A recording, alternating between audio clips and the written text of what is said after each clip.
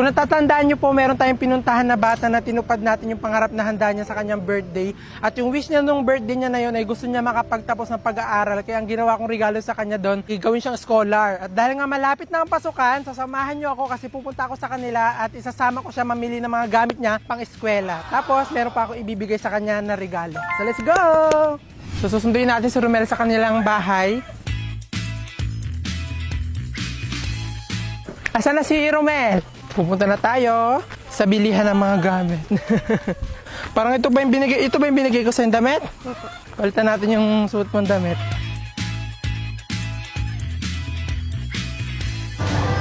Thank you. Tara. Anong gusto mo dito mga notebook? Ilan ba notebook mo? Mga 10. 10. O, pili ka. Bilang mo na rin yung kapatid mo. Ilan yung nag-aaral sa inyo? 3 po. 3. Bilang mo na rin yung mga kapatid mo.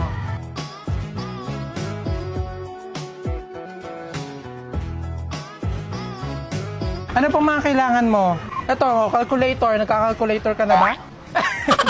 Ito, Crayola. Ayan. Para magkulay ka na magkulay. Huwag ka mahiya. Para tong anlihakot. Anlihakot ng school supplies. Kukuha ka. Baka may mga gusto ka, ha? Bond paper. Gumagamit ka ba niyan? Opo. Ito, mga ganito. Gumagamit ka ba na nito? Add na rin natin yan. Ako na yung kumukuha. Kasi nahiya siya. Kumuha ka na rin ng calculator. Kailanganin mo sa math. At sa mga oras nga na to, ako na ngayon kumukuha nga dito ng mga gamit nga talaga nakakailanganin niya sa school, pati ng mga kapatid niya kasi talaga nahihiya siya. Pero tinatanong ko pa nga rin sa kanya kung ano pa yung mga kailangan niya nga sa eskwelahan at talagang kinukuha ko na nga ng kinukuha.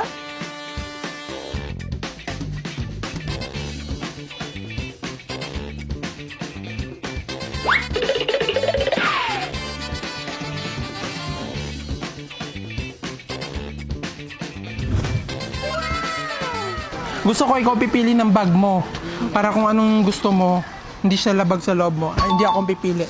Ito na lang po. Oh, ito ang gusto niya. At kahit meron na nga siyang napili, talagang umiikot pa nga rin ako dito at naghahanap pa rin ako dito ng mga bag kasi baka may magustuhan pa siya. Talagang marami nga akong choices na pinakita nga sa kanya dito na bag para talagang hindi siya magsisisi kapag ngayon ang pinili niya. So, meron tayong bag. Kailangan naman niya ng uniform. Ano ba mga ginagamit mong uniform?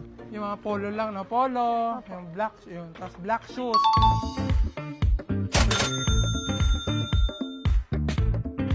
At maya-maya nga lang din nakapag-decide nga siya na ayaw niya nga ng black shoes at gusto niya nga doon ng sapatos na nga lang. Kaya pinapili ko nga siya dito ng mga iba't ibang klaseng mga sapatos. So kukuha naman tayo ng mga ginagamit niya pang pasok.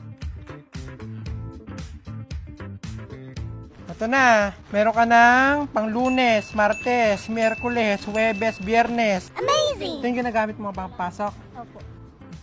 5 din pong ganito. Ito na. Marami ka na rin shorts, pampasok. Kompleto na. Susuotin mo na lang. Tara! O, ano pa mga kailangan? Bulaklak. Baka kailangan bulaklak sa bahay. Dahil nga si Romel ay napakalayo ng nilalakad niya tuwing pumapasok sa eskwelahan. So, bibili natin siya ng bisikleta para hindi ka na mahirapan pumasok, ha? Tara. At ito nga po yung naisipan ko nga po na iregalo nga sa kanya ang bisikleta kasi sobrang layo nga talaga ng nilalakad niya mula sa bahay nila papunta sa kanyang eskwelahan. Pinatry ko nga sa kanya tong una ko nga na bisikleta nga na nakita at medyo naalangan nga ako kasi talagang sobrang laki nga na itong bisikleta at medyo nahihirapan nga siya sa pagdadrive. At dito ko nga nakita na talaga hindi pa sa kanya pwedeng ganito kalaking bisikleta kasi meron pa siyang dadalhin nga na gamit pang eskwela at baka nga hindi niya nga kayanin gamitin. At buti na nga lang talaga may mga bisikleta pa nga dito na sigurado ako na tamang-tama para kay Romel. At talaga nagustuhan niya nga rin itong bisikleta nga na to pero sinabi sa kanya na pag lumaki-laki na nga siya, bibilhan ko nga rin siya ng malaking bisikleta. At talagang kitang-kita ko nga sa kanya na talaga sobrang gustong-gusto niya nga itong bisikleta nga na to kasi met-maya nga siya sa akin sabi ng salamat. Ayan, so tapos na nga kami mamili ng mga gamit ni Romel, pati nabilan na rin natin siya ng bisikleta. Medyo nagugutom ako, nakakain ka na ba sa Jollibee? Hindi pa po. Ay, pero alam mo yung Jollibee? Opo. Parang fried chicken po. Oh, fried chicken. So, babiyahe kami mula dito sa amin hanggang doon sa Jollibee ng 1.5 oras para makarating doon para makakain tayo ng Jollibee. Amazing! Start ka na!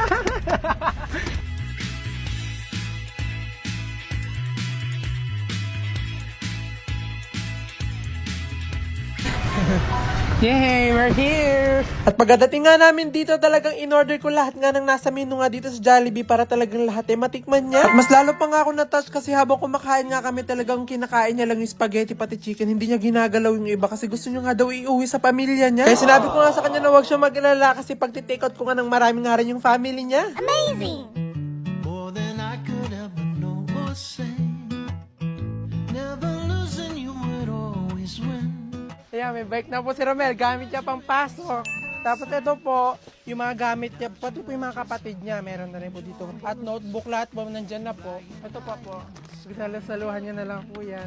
Ayan, kompleto na yung mga gamit po, Romel. Meron ka na rin bisikleta. Ang gagawin mo na lang ay magsipag sa pagpasok. Sipagan mo pumasok, ha? Dapat mababalitaan ko na mataas ang grades mo. Tatanungin ko yan sa teacher mo. You say it's a need satisfied. Mga higanting pasalubong naman nga ay pamimili ko dito sa kakaibang tindahan na napuntahan ko dahil pauwi na nga ako bukas ng Pilipinas. Amazing! Sobrang aga ko nga talaga pumunta dito sa kakaibang tindahan na to dito sa China na nagbibenta ng mga higanting mga pagkain. Bukas na nga po kasi ako uuwi ng Pilipinas at hindi nga pwede na hindi tayo makakapag-uwi ng mga higanting pagkain na to sa aking dream kitchen. Kaya talagang inagahan ko ang punta nga dito kasi kapag nga tanghali ka pumunta dito talagang sobrang daming tao. Kung napanood nyo nga po yung last vlog ko nung namili nga ako dito ng mga higanting pagkain, ito na nga po yung part 2 nun kasi mamimili ulit tayo pero ito iuwi natin sa Pilipinas. Napakarami pa nga rin po kasi dito mga higanting mga pagkain na hindi ko nga napakita sa inyo katulad nga nitong mga higanting bulda. Grabe nga yung tuwa ko at gulat ko nung nakita ko nga to sa personal kasi hindi ko nga to nakita nung una nga ako pumunta dito. Kaya isa nga ito sa i-add to cart nga natin para iuwi nga sa Pilipinas. At may nag-request nga sa pamilya ko na kahit cup noodles nga lang daw ang ipasalubong ko ay okay nga lang daw. Kaya hindi nila alam na papasalubungan ko sila nitong higanting cup noodles. At dahil nga napakalaki nga ng cup noodles nga na to, talagang isang piraso nga lang yung bibilihin nga natin na talagang hati-hati na nga kami nito sa bahet. Talagang magbubudel fight kami ng cup noodles. At talagang medyo natatawa nga ako sa store nga na to kasi nagbibenta sila ng mga higanting mga pagkain pero itong trolley cart ka nila para ka lang namimili sa Watson.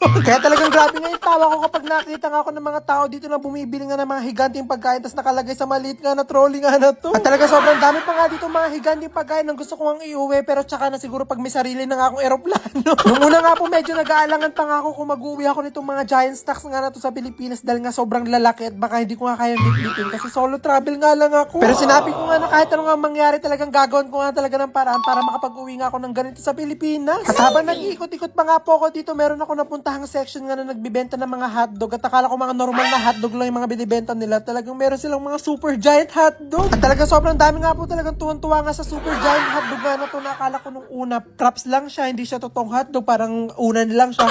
Pero nung hinawakan ko siya talaga sobrang bigat niya as in. At talaga nakumpirma ko nga po na totoo siyang hotdog nung binuhat ko na nga po siya kasi talagang ramdam na ramdam ko nga po talaga yung pinakamit ng hotdog. At talagang ingit na ingit nga ako sa mga bumibili nga nitong super giant Oreo nga na to na pahaba kaya nakapag-desisyon nga ako na bibili nga rin ako nito. At dahil nga sa sobrang liit nga nitong trolley cart nga natin talagang napuno agad siya kaya talagang babayaran ko nga muna to at babalik ulit tayo para mamili. At talagang hindi nga po ako nag-aalala kung paano ko nga po ito may uwi nga sa Pilipinas kasi meron na nga po ako naisip na paraan. Hindi ko na nga po kasi kakayanin na bitbitin ko nga po ito na kasama ko pa uwi nga ng Pilipinas kasi sobrang dami ko na nga pong bagahe kaya may naisip akong paraan. At ang paraan nga po na naisip ko ay paliparin nga po siya pa uwi nga ng Pilipinas nga na mag-isa. At sakto-sakto nga po kasi paglabas nyo po dito sa nagbibenta ng mga giant snacks, meron dito mga nagbabalot dito mga shipping courier na courier na pwede nyo pong ipadala kung saan nyo siya destination gusto ipadala. Kaya habang binabalot mga lato nila kuya talaga pumunta na nga agad ako sa loob para mamili pa ng mga iba pang mga higanting mga pagkain na ipapadala ko sa Pilipinas kasi hindi nga lang pamilya ko magkakapasalubong kundi kayo mga followers ko.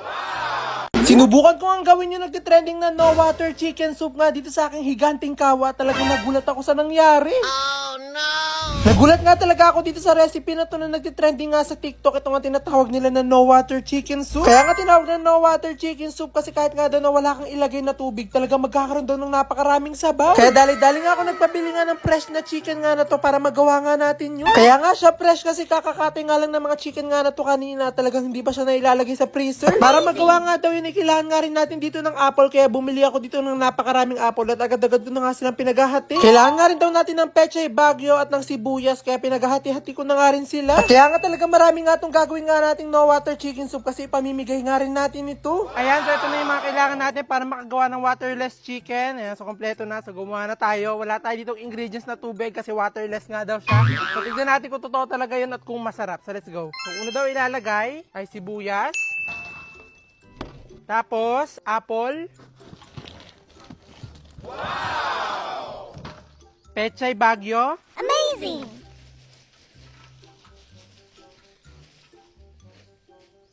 Ayusin lang natin to. Lalagyan na natin itong mga chicken.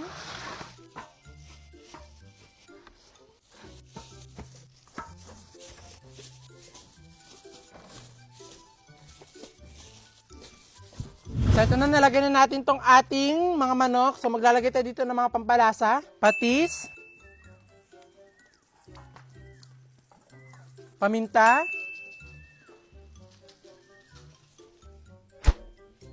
So dahil na-open na natin yung apoy, tatakpan na natin siya. Tapos maghihintay na lang tayo dito ng 1 or 2 hours na pagpapakulo sa mahinang apoy. Tapos okay na daw siya. Magkakaroon na daw siya ng sabaw. Tapos sobrang sarap daw niya. So tignan natin kung totoo yun. Amazing! So after nga ang ilang oras, so titignan na nga natin naging itsura nga nitong ating ginawang no water chicken kung talaga nagkaroon siya ng sabaw. Ayan, nagkaroon nga siya ng sabaw. Ganyan itsura ng sabaw kasi parang sunog na. At talaga nagulat nga ako sa nangyari matapos nga ang 4 na oras ko na pagpapakulo nga dito sa mahinang apoy kasi talaga nagkaroon nga siya ng sabaw kasi hindi sobrang dami. Kanina nga kasi nung napakuluan ko na nga siya ng 1 oras at 2 oras talagang chinek ko siya kasi wala talaga ako nakikitang kahit anong sabaw kaya pinakuluan ko nga talaga siya ng 4 na oras. At ganito nga yung naging itsura niya at akala ko nga pumalpak na nga ako pero nung natikman ko nga talaga siya nagulat ako kasi sobrang sarap. Sobrang lambot nga talaga nitong chicken na tipong humihiwalay na nga siya sa mismong buto niya. Tapos after ko nga tikman nga yung chicken, tinikman ko nga rin yung sabaw na akala ko hindi nga masarap pero talagang sobrang sarap as in. At talaga yung sabaw niya pa nga lang ay talagang ulam na. Hindi ko nga siya matatawag nga na chicken soup kasi hindi naman sobrang dami yung na-produce niya nga na sabaw kaya tatawagin ko nga tong no water chicken sarsa. At dahil nga talagang approve nga sa akin at napakasarap niya kaya dali-dali ko na nga tong pinagbabalot nga dito kasi pamimigay nga rin natin ito. Hindi nga kasi talaga para sa akin nga tong ginawa ko nga na no water chicken soup kasi talagang ipamimigay ko siya. At sigurado nga ako na pag natikman nga to ng mga pagbibigyan nga natin na hindi nila malilimutan yung lasa na ito sa sobrang sarap. Amazing!